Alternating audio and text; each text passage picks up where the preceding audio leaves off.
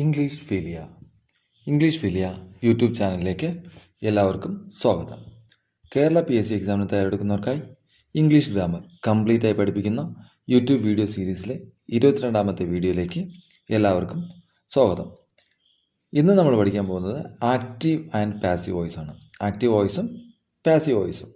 ഈ ആക്റ്റീവ് വോയിസും പാസീവ് വോയിസും എന്ന് പറയുമ്പം നമ്മൾ അർത്ഥം സെയിം തന്നെ ആയിരിക്കും. നമ്മൾ സബ്ജക്റ്റിൻ്റെയും ഓബ്ജക്റ്റിൻ്റെയും മാത്രം വ്യത്യാസം വരത്തുള്ളൂ.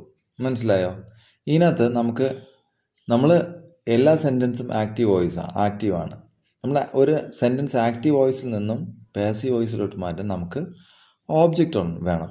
ഓബ്ജക്റ്റ് ഉള്ള സെൻറ്റൻസിന് മാത്രമേ നമുക്ക് പാസീവ് വോയിസ് ഉണ്ടാക്കാൻ പറ്റുള്ളൂ. എന്ന് പറഞ്ഞാൽ ഇപ്പം പറഞ്ഞുതരാം, നോക്കിക്കോളൂ.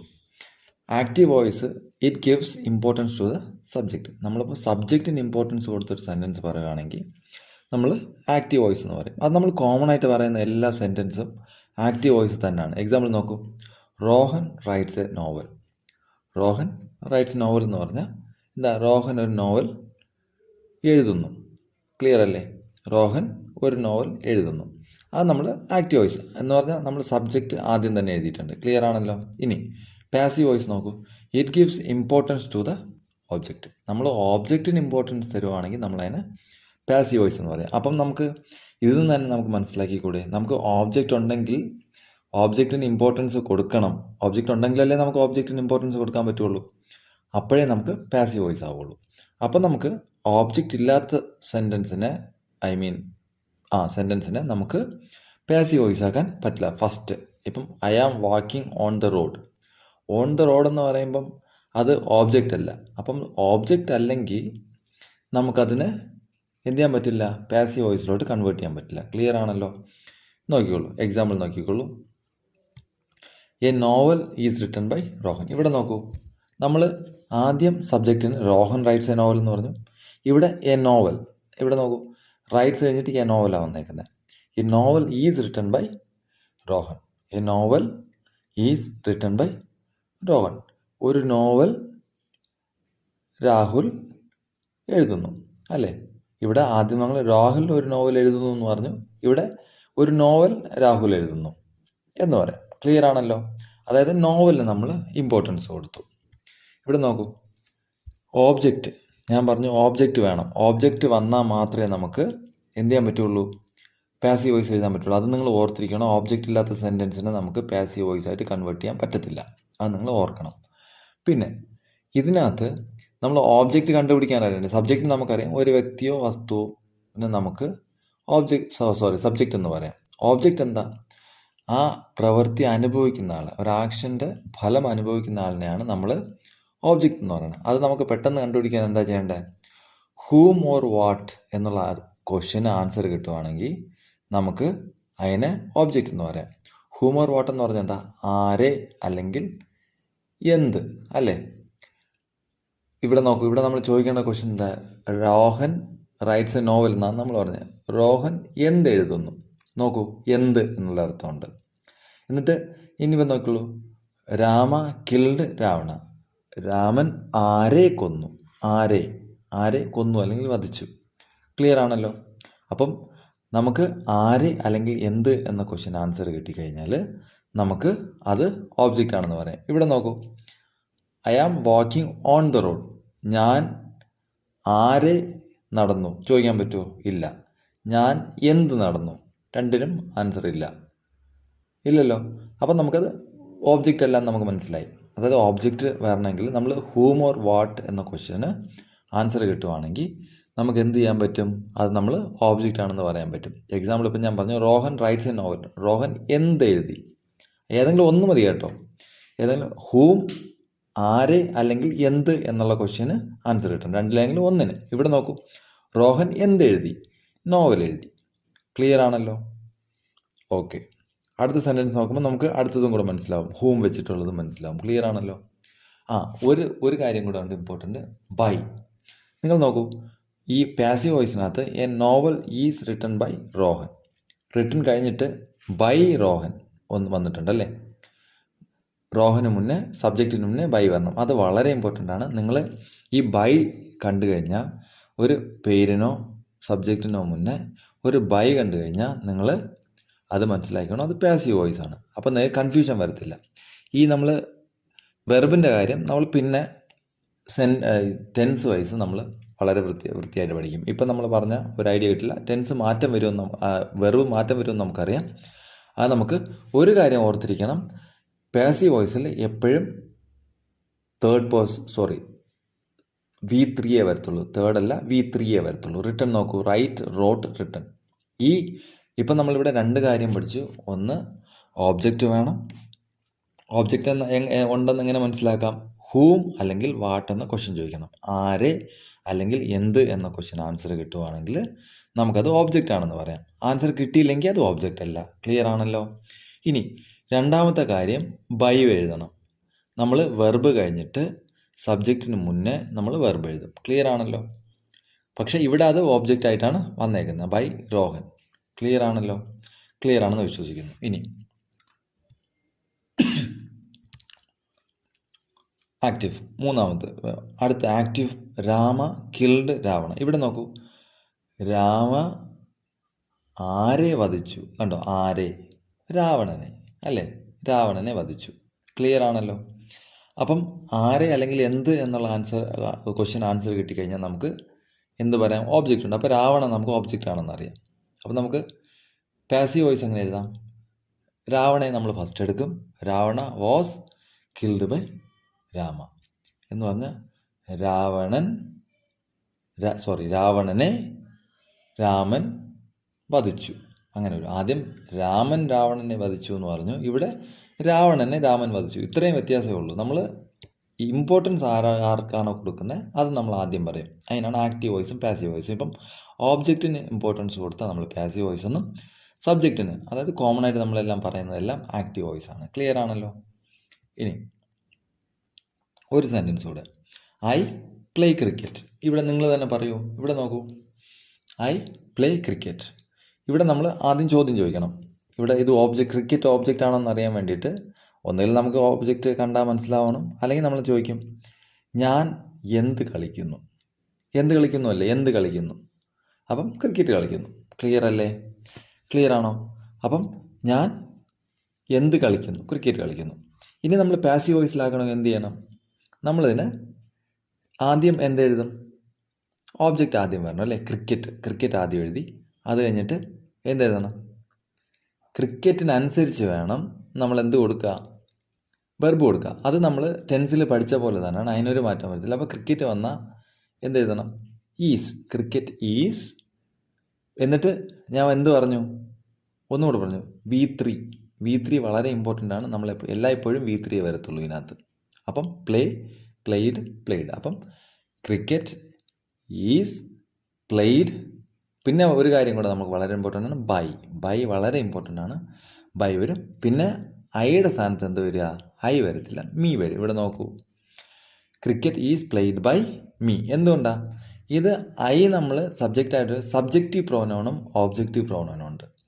ഓക്കെ, സബ്ജക്റ്റീവ് പ്രോനൗനും ഉണ്ട്, ഓബ്ജക്റ്റീവ് പ്രോനൗനും ഉണ്ട്. അതുകൊണ്ടാണ് നമ്മൾ എന്ന് പറയുന്നത് ബൈ ഐ എന്ന് എഴുതാൻ പറ്റത്തില്ല, മീ എന്ന് എഴുതാൻ പറ്റുള്ളൂ. പ്രോനൗൺ വരുമ്പം അത് ചേഞ്ചായി വരും.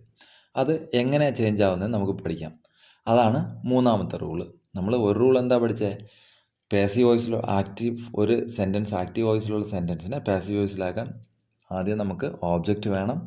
പിന്നെ നമ്മൾ സബ്ജക്റ്റ് വരുന്നതിന് മുന്നേ, ആക്റ്റീവ് വോയിസുള്ള സബ്ജക്റ്റ് ഇവിടെ ഓബ്ജക്റ്റായി വരുന്നതിന് മുന്നേ നമ്മൾ ബൈ കൊടുക്കണമെന്ന് പഠിച്ചു. 2 റൂള് പഠിച്ചു. മൂന്നാമത്തെ കാര്യം ഇതാണ്, സബ്ജക്റ്റീവ് പ്രോനൗൺ. ഇപ്പം നമ്മൾ ഐ എന്നുള്ളത് ഇവിടെ മീ ആയി, must be converted to objective pronoun. അത് നിങ്ങൾ ഇത്രയും ഇതാക്കണ്ട, ഐ എന്നുള്ള മീ ആവും. അതുപോലെ എന്തൊക്കെയാണ് മാറുന്നതെന്ന് ഞാൻ അടുത്ത സ്ലൈഡിൽ കാണിക്കാം. ക്ലിയർ ആണോ? ഐ മീ ആവും. നോക്കിക്കോളൂ, ഐ മീ ആവും. യു തന്നെയാണ്, അതിൽ ചേഞ്ചസ് ഇല്ല. ദേ ദം ആവും. വി അസ് ആവും. ഹി ഹിം ആവും. ഷീ ഹർ. ഇറ്റ് തന്നെയാണ്, വേറെ ചേഞ്ചസ് ഒന്നുമില്ല. ക്ലിയർ ആണല്ലോ? ഇനി simple present, I study English. ഞാൻ ഇംഗ്ലീഷ് പഠിക്കുന്നു. ക്ലിയർ ആണല്ലോ? നമ്മളിനി ടെൻസിൽ നമ്മളിപ്പം 3 കാര്യങ്ങൾ പഠിച്ചു. ഒന്ന്, നമ്മൾ ഓബ്ജക്റ്റ് വേണമെന്ന് പഠിച്ചു. രണ്ടാമത് നമ്മൾ എന്ത് പഠിച്ചു? ബൈ വേണമെന്ന് പറഞ്ഞു. പിന്നെ സബ്ജക്റ്റീവ് പ്രോനൗൺ വന്നാൽ അതിനെ ഓബ്ജക്റ്റീവ് പ്രോനൗണിലോട്ട് ബൈ കഴിഞ്ഞിട്ട് കൺവേർട്ട് ചെയ്യണമെന്ന് നമ്മൾ പഠിച്ചു. അപ്പോൾ ഈ 3 കാര്യങ്ങളും വളരെ വളരെ ഇമ്പോർട്ടൻ്റ് ആണ്. ഈ 3 കാര്യങ്ങളും കണ്ടാൽ നമുക്ക് അത് പാസീവ് വോയിസ് ആണെന്ന് മനസ്സിലാവണം. ഇനി നമുക്ക് സിമ്പിൾ പ്രസൻറ്റിൽ എങ്ങനെയാണെന്ന് നോക്കാം. സിമ്പിൾ പ്രസൻറ്റിൽ വെർബിൻ്റെ മാറ്റം, ഈ 3 മാറ്റവും കൺഫേം ആയിട്ട് വരും. പിന്നെ സിമ്പിൾ പ്രസൻറ്റിൽ നമ്മൾ ആക്റ്റീവ് വോയിസിൻ്റെ നമുക്കറിയാം അല്ലേ. ഇനി നമ്മൾ പാസീവ് വോയിസിലോട്ട് എങ്ങനെ കൺവേർട്ട് ചെയ്യേണ്ടതെന്ന് നമുക്ക് നോക്കാം. ഇതെന്തായിരുന്നു? Active voice subject plus do or does plus verb one plus object. I write a novel, ഞാനൊരു നോവൽ എഴുതുന്നു. ഇവിടെ എന്താ? അടുത്ത് ഹീ റീഡ്സ് സം നോവൽസ്. ഇവിടെ നോക്കൂ, some novels. He reads some novels. അദ്ദേഹം കുറച്ച് നോവലുകൾ വായിക്കുന്നു. ക്ലിയർ ആണല്ലോ. ഇനി പാസീവ് വോയിസിൻ്റെ റൂൾ നോക്കാം. നമ്മൾ ഓബ്ജക്റ്റ് ഇവിടെ എഴുതും. നമ്മൾ ഓബ്ജക്റ്റ് വേണമെന്ന് നമ്മൾ പറഞ്ഞു. ഓബ്ജക്റ്റ് എടുത്ത് ഇവിടെ എഴുതും. എന്നിട്ട് ആം, ഈസ്, ആർ അതിലേതെങ്കിലും ഒന്ന് വരും. അത് ഓബ്ജക്റ്റിനനുസരിച്ചായിരിക്കും. ഇവിടെ നമ്മൾ എന്ത് വേർഡ് എഴുതുന്നോ അതിനനുസരിച്ച് ഐ ആണെങ്കിൽ ആം വരും, യു ആണെങ്കിൽ ആർ വരും, ഹി ആണെങ്കിൽ ഈസ് വരും, ഷീ ആണെങ്കിൽ ഈസ് വരും. അതുപോലെ ഇവിടെ തേർഡ് പേഴ്സൺ സിംഗുലർ ആണെങ്കിൽ എന്താ വരിക? ഈസ് വരും. എ നോവൽ സിംഗുലർ, അപ്പോൾ ഈസ് വരണം. സം നോവൽസ് എന്ത് വരണം? ആർ വരണം. അത് നിങ്ങൾ ഓർത്തോണം. അങ്ങനെയാണ് ഇവിടെ വരുന്നത്. പിന്നെ മസ്റ്റായിട്ട് വരുന്ന കാര്യം V3 ആണ്. ഞാൻ പറഞ്ഞു എപ്പോഴും വെർബിൻ്റെ 3ാമത്തെ രൂപമേ വരത്തുള്ളൂ. എവിടെ? നമ്മുടെ പാസീവ് വോയിസിൽ. അത് കഴിഞ്ഞിട്ട് നമ്മൾ എന്ത് എഴുതണം? ബൈ എഴുതണം. ബൈ മറക്കരുത്. പിന്നെ നമ്മൾ സബ്ജക്റ്റിനെ എഴുതണം. സബ്ജക്റ്റ് എഴുതുമ്പോൾ ശ്രദ്ധിക്കേണ്ട കാര്യം പ്രോനൗൺ ആണെങ്കിൽ അത് കൺവേർട്ട് ആവും എന്നുള്ള കാര്യം കൂടെ നിങ്ങൾ മറക്കരുത്. നമ്മളിവിടെ എല്ലാം പ്രോനൗൺ ആണ് എഴുതിയിരിക്കുന്നത്. അപ്പം എന്താവുമെന്ന് നിങ്ങൾ ഓർക്കണം. അടുത്ത നമുക്ക് ഐ റൈറ്റ് എ നോവൽ എങ്ങനെ എഴുതാൻ നോക്കാം. ഐ റൈറ്റ് എ നോവലിൽ ഓബ്ജക്റ്റ്, നമ്മുടെ ഇതിൽ ഓബ്ജക്റ്റ് ഉണ്ടോ? ഓബ്ജക്റ്റിൽ എന്താ? നോവൽ മാത്രം എടുക്കരുത്, എ നോവലാണ്. റൈറ്റ് കഴിഞ്ഞിട്ട്, അതായത് വെർബ് കഴിഞ്ഞിട്ട് വരുന്നതായിരിക്കും ഓബ്ജക്റ്റ്. അപ്പോൾ അതിനെ മൊത്തത്തിലെടുക്കുക. എ നോവൽ എന്ന് എടുത്തു. എന്നിട്ട് നോവലിൻ്റെ കൂടെ ആം, ഈസ്, ആർ എന്താ വരിക? ഈസേ വരത്തുള്ളൂ അല്ലേ. അപ്പോൾ നമ്മൾ ഈസ് എഴുതണം. അത് കഴിഞ്ഞിട്ട് എന്ത് എഴുതണം? അത് കഴിഞ്ഞിട്ട് V3, റൈറ്റിൻ്റെ V3 എന്താ? Right, rote, written. V3 എഴുതണം, റിട്ടൺ. അപ്പം എ നോവൽ ഈസ് റിട്ടൺ. എന്നിട്ട് എന്താ? V3 കഴിഞ്ഞിട്ട് നമ്മൾ സബ്ജക്റ്റിന് മുന്നേ എന്ത് എഴുതണം? ബൈ എഴുതണം അല്ലേ. ബൈ കഴിഞ്ഞിട്ട് ഐ ആണെങ്കിൽ എന്ത് എഴുതണമെന്ന് ഞാൻ അവിടെ പറഞ്ഞു തന്നിട്ടുണ്ട്. ഐ വന്നാൽ മീ വരും. ക്ലിയർ ആണോ? നോക്കൂ, a novel is written by me. ഇനി രണ്ടാമത്തെ നിങ്ങളൊന്ന് പറഞ്ഞു നോക്കൂ. He reads some novels. ഇവിടെ സം നോവൽസ് ആണ് ഒബ്ജക്റ്റ്. ഇവിടെ നമുക്ക് വേണമെങ്കിൽ ക്വസ്റ്റ്യൻ ചോദിച്ചു നോക്കിക്കൂടെ? അദ്ദേഹം എന്ത് വായിക്കുന്നു? നോവൽ. ആൻസർ കിട്ടിയില്ലേ? ക്ലിയർ ആണല്ലോ. He reads some novel. Clear ആണല്ലോ. അതിനകത്ത് നമുക്ക് സം നോവൽസ് എടുത്തു കഴിഞ്ഞാൽ ആം വരും, ഈസ് വരും, ആർ വരും. ആർ നമുക്കറിയാം. ആർ റീഡിൻ്റെ V3 എന്താ? റീഡ് തന്നെയാണ്. അപ്പം some novels are read by he വന്ന എന്ത് വരും എന്ന് പറഞ്ഞു? ഹിം വരും. ക്ലിയർ ആണോ? നോക്കൂ, some novels are read by him. മനസ്സിലാവുന്നുണ്ടെന്ന് വിശ്വസിക്കുന്നു. ഇതിനകത്ത് നമ്മൾ ഓബ്ജക്റ്റിന് ആദ്യം എടുത്ത് വെക്കും. പിന്നെ ഓബ്ജക്റ്റിനനുസരിച്ച് തന്നെ നമ്മൾ പഠിച്ചിട്ടുണ്ടല്ലേ, വളരെ വിശദമായിട്ട് നമ്മൾ ടെൻസിൻ്റെ വീഡിയോയിൽ പഠിച്ചിട്ടുണ്ട്. പിന്നെ അതിനകത്ത് നമുക്ക് എല്ലാം മനസ്സിലാവും അല്ലേ. അത് വെച്ചിട്ട് നമുക്ക് ക്ലിയർ ആയിട്ട് അതനുസരിച്ച് വേണം നമ്മൾ എന്ത് എഴുതാൻ? ഓക്സിലറി വെർബ് കൊടുക്കാൻ. അതായത് ഇവിടെ ആദ്യം സബ്ജക്റ്റ് എഴുതുന്നു, അതിനനുസരിച്ച് വേണം നമ്മൾ എന്ത് കൊടുക്കാൻ? ഓക്സിലറി കൊടുക്കാൻ. ക്ലിയർ ആണല്ലോ. എന്നിട്ട് V3 മറക്കരുത്, ബൈ മറക്കരുത്, ഹി. പ്രോനൗൺ വന്നാൽ അതിനെ മാറ്റി നമ്മൾ കൺവേർട്ട് ചെയ്ത് ഹി, ഹിം ആവും. ക്ലിയർ ആണല്ലോ. ഐ, മീ ആവും, വി, അസ് ആവും. ക്ലിയർ ആണല്ലോ. അത് നോക്കിക്കൊള്ളുക. ഇനി present continuous. I am studying English. ഞാൻ ഇംഗ്ലീഷ് പഠിക്കുകയാണ്. നോക്കൂ, ആക്റ്റീവ് വോയിസ് നമുക്കറിയാം. Subject plus am or is or are plus verb plus ING plus object. ഇപ്പം നിങ്ങൾക്കിത് അറിഞ്ഞിട്ടുണ്ടാവണം. ക്ലിയർ ആണല്ലോ. ഇനി I am writing a novel. ഇത് നമ്മൾ അറിയുന്നതാണ് അല്ലേ. ഞാനൊരു നോവൽ എഴുതുകയാണ്. He is reading some novels. അദ്ദേഹം കുറച്ച് നോവലുകൾ വായിക്കുകയാണ്. ക്ലിയർ ആണല്ലോ. U are writing a novel. ഇവിടെ നോക്കൂ, നിങ്ങൾ ഒരു നോവൽ എഴുതുകയാണ്. ക്ലിയർ ആണല്ലോ. ഇനി പാസീവ് വോയിസിൽ നോക്കൂ. ഓബ്ജക്റ്റ് നോവൽ തന്നെ ആയിരിക്കും, മാറത്തില്ല. Object plus am or is or are plus being plus V3 plus by plus subject. ഇത് ഞാൻ ഒരേ സെൻറ്റൻസ് തരുന്നത് നിങ്ങൾക്ക് തെറ്റിപ്പോയിരിക്കണം. നമുക്കൊന്ന് കൺസെപ്റ്റ് ക്ലിയർ ആക്കി കഴിഞ്ഞാൽ നമുക്ക് പിന്നെ ഏത് വന്നാലും എഴുതാൻ പറ്റും. ക്ലിയർ ആണല്ലോ? അപ്പോൾ ഇവിടെ ഓബ്ജക്റ്റ് എന്താ ആദ്യം എടുക്കേണ്ട? ഐ ആം റൈറ്റിംഗ് എ നോവലിനകത്ത് എ നോവൽ ആദ്യം എടുക്കും. എ നോവലിൻ്റെ കൂടെ നമുക്കറിയാം ഈസ് വരും. അപ്പം എ നോവൽ ഈസ് റൈറ്റിങ്ങിൻ്റെ കൂടെ എന്ത് എഴുതണം? ഇവിടെ കണ്ടിന്യൂസ് ആണ്. നമ്മൾ ഈസ് കഴിഞ്ഞിട്ട് എന്തോന്നും കൂടെ എഴുതണം. ഇവിടെ നോക്കൂ, കണ്ടിന്യൂസിനകത്ത് ഈസ് കഴിഞ്ഞിട്ട് നമ്മളൊരു ബീയിങ് കൊടുക്കണം. കണ്ടിന്യൂസിനകത്ത് ബീയിങ് കൊടുക്കണം.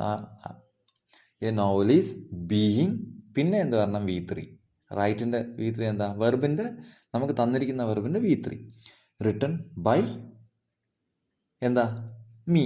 ഐ വരുമ്പോൾ എന്ത് വരണം? റിട്ടൺ ബൈ മീ വരണം. ക്ലിയർ ആണല്ലോ? A novel is being written by me. ഇനി അടുത്തത് നോക്കൂ, he is reading some novels. Some novels കഴിഞ്ഞാൽ എന്ത് വരണം? Are. Some novels are being വരണം. ബീയിങ് റീഡേ വരത്തുള്ളൂ. V3. Read by him. നോക്കൂ, some novels are being read by him. അതുപോലെ you are writing a novel. A novel is being written by യുവിന് changes ഉണ്ടോ? ഇല്ല. അപ്പോൾ യു എ വരത്തുള്ളൂ. Clear ആണോ? ക്ലിയർ ആണെന്ന് വിശ്വസിക്കുന്നു. ഇനി പേഴ്സണൽ പ്രോനൗൺ ഇത് പ്രോനൗൺ അറിയത്തില്ലെങ്കിൽ പ്രോനൗണിൻ്റെ ഒരു വീഡിയോ ചെയ്തിട്ടുണ്ട്, അതൊന്ന് പോയി കാണുക. അറിയത്തില്ലെങ്കിൽ കണ്ടാൽ മതി കേട്ടോ. ഇനി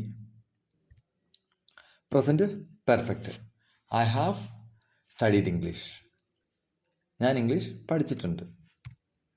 subject plus has or have plus V3 plus object. ഇവിടെ V3 തന്നെ വരും. അപ്പോൾ ഇവിടെ നമുക്ക് ഈസിയാണ്. V3 തന്നെ എഴുതിയാൽ മതി. ക്ലിയർ ആണല്ലോ? അപ്പം സെൻറ്റൻസ് എന്താ? I have written a novel. ഞാനൊരു നോവൽ എഴുതിയിട്ടുണ്ട്. He has read some novels. അദ്ദേഹം കുറച്ച് നോവലുകൾ വായിച്ചിട്ടുണ്ട്. ക്ലിയർ ആണല്ലോ? ഇവിടെ നോക്കൂ, object plus has or have plus been. അവിടെ നമ്മൾ കണ്ടിന്യൂസിനകത്ത് ബീയിങ്, കണ്ടിന്യൂസിൽ നമുക്ക് ING, ഇതിൽ നിങ്ങൾക്ക് കൺഫ്യൂസ് വരാതിരിക്കാൻ കണ്ടിന്യൂസിനകത്ത് ING വരുന്നുണ്ട്. അതിനകത്ത് ബീയിങ്ങും പെർഫെക്റ്റിനകത്ത് നമ്മൾ ബീനും കൊടുക്കും. ബീൻ. ക്ലിയർ ആണോ? എന്നിട്ട് V3 plus by plus subject. ഇവിടെ നോക്കൂ, a novel has been written by me. നോക്കൂ, എ നോവൽ ആദ്യം എഴുതി, ഹാസ് എഴുതി. എ നോവലിനോട് ഹാസ് അല്ലേ വരത്തുള്ളൂ. എന്നിട്ട് ബീൻ എഴുതണം. Written by me. ക്ലിയർ ആണല്ലോ? ബൈ മറക്കരുത്, ഈ ഐ മീ ആവുന്നത് മറക്കരുത്. ഇനി അടുത്ത് ഹി ഹാസ് റീഡ് സം നോവൽസോ. സം നോവൽസ്, ഇവിടെ ഹാസ് വരും, ഹാവ് വരും, ഹാവ് വരും, പ്ലൂറൽ അല്ലേ? അപ്പോൾ have. Some novels have been എന്തായാലും വരണം. V3 എന്താ? റീഡ് തന്നെ അല്ലേ? റീഡ് എന്താ? ബൈ ഹി എന്ത് വരും? ഹിം ആവും. ക്ലിയർ ആണല്ലോ? Some novels have been read by him. Clear ആയോ? മനസ്സിലായെന്ന് വിശ്വസിക്കുന്നു. ഇനി പ്രസൻറ്റ് പെർഫെക്റ്റ് കണ്ടിന്യൂസിന് നമ്മൾ പാസീവ് വോയിസ് വേണമെങ്കിൽ എഴുതാൻ പറ്റും, പക്ഷേ അത് എഴുതില്ല. നോർമലി നമ്മളത് ചെയ്യില്ല. പ്രസൻറ്റ് പെർഫെക്റ്റ് കണ്ടിന്യൂസിന് നോർമലി ചെയ്യില്ല. നമുക്കപ്പം ഇന്നത്തേന് ഇവിടെ നിർത്താം. ബാക്കി ഉള്ള ടെൻസും ബാക്കി കാര്യങ്ങളും നെക്സ്റ്റ് ക്ലാസ്സിൽ നമുക്ക് പഠിക്കാം. അപ്പോൾ ഇതുവരെ ശ്രദ്ധിച്ച് കേട്ടുന്നതിന് thank you very much. Okay, take care.